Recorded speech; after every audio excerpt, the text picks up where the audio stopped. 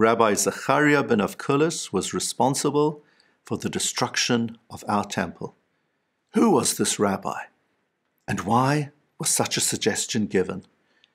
During these 3 weeks between Shiva Asar Tammuz and Tisha B'Av, it is so common for us to study the Gemara in Masechet Gitin, Daf Nun Hey Amud Bet, and there we find the well-known story of Kamtza and Bar Kamtza. A well-known man in Jerusalem, a wealthy individual, threw a party. He invited his good friend Kamtza. Unfortunately, his enemy Bar Kamtza was invited instead.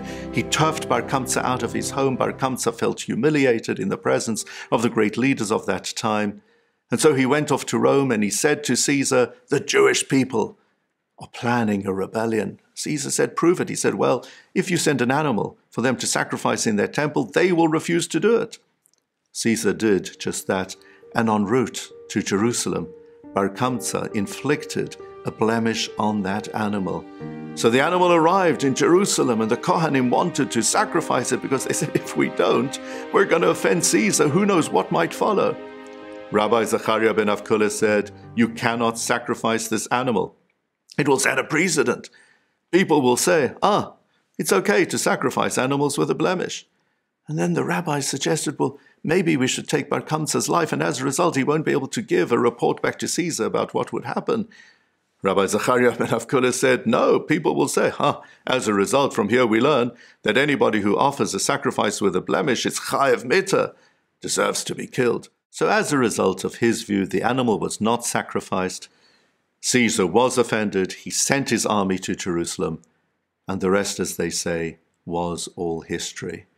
Rabbi Yochanan declared, Rabbi Zechariah ben Avkulis is responsible for the destruction of our temple and the exile of our people. Now, the dilemma that our people faced then is similar to many dilemmas that we faced throughout history.